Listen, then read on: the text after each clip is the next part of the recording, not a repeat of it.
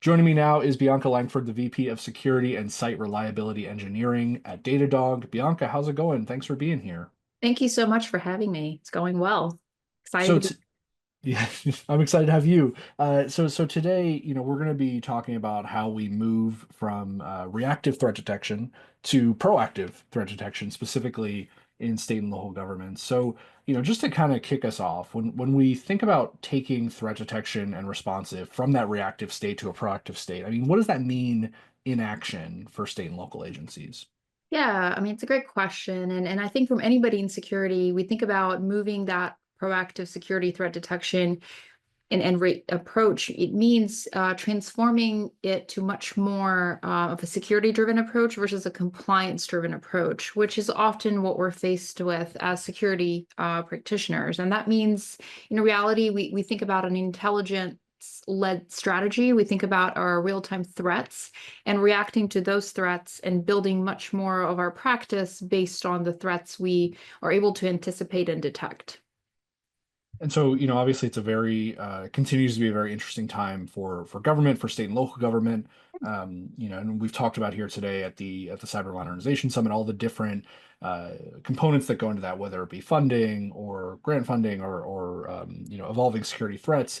For you, when you think about changing that response method, what are the main barriers right now for agencies to be doing that? And how are you advising them to kind of overcome them and put this stuff into action? Yeah, and I anticipate smaller states and agencies are typically operating with much leaner teams that we would expect a broader organization to have. So that means they have limited resources, and we must think about how we can not overburden that staff, but most efficiently leverage the resources we have so that it's not so burdensome to put in security measures. So while we would love to have everybody be well resourced, that's not always the reality. So I think for them, overcoming that burden of less staff, it means taking the working on most critical real-time monitoring, leveraging any AI-driven detection they can have, automating their response with both pre-configured rules and alerting, and then leveraging the minimum trust and zero trust principles that they're able to implement. And zero trust is a pretty big term, so I always like to say minimum trust that you can achieve.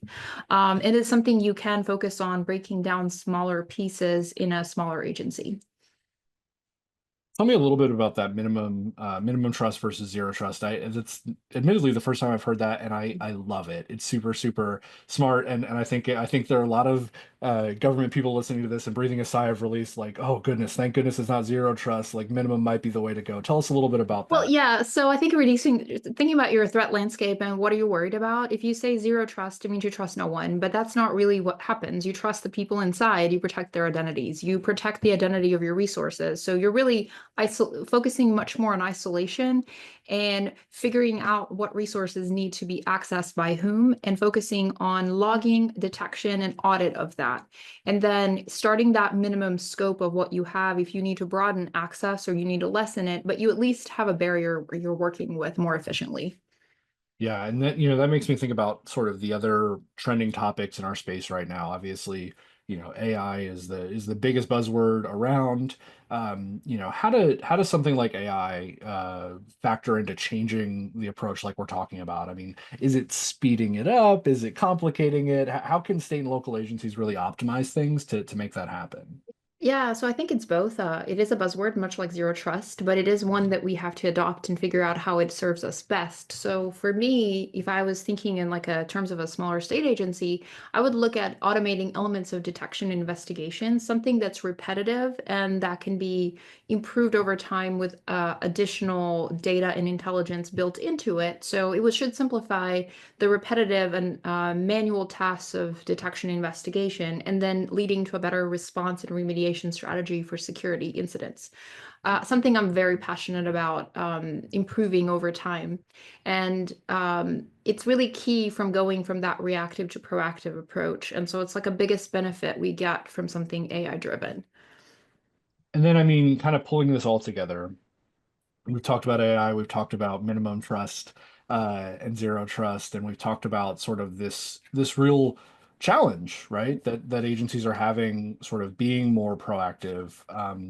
What does this shift mean for folks kind of longer term? What does that enable for agencies to do? And ultimately, kind of answering the question of today's event in general, how does this all set them up for true modernization of cyber operations? Yeah, I mean, those are building blocks that everyone has to have in place. And any security practitioner, any security leader, any security organization is constantly battling evolving threats. So it always feels like we're behind, regardless of how great we think we are and what great teams we have. So if we pull it together and think about how do we stay ahead, our main thing is proactive threat detection because the threats are constantly changing and evolving. So if we can proactively do threat detection powered by our continuous monitoring, this allows agencies to identify and mitigate threats, therefore allowing the resources they have help them build forward other programs that they need to either expand on, invest resources in other areas so that they can actually prevent full-scale breaches and protect what they're actually trying to protect.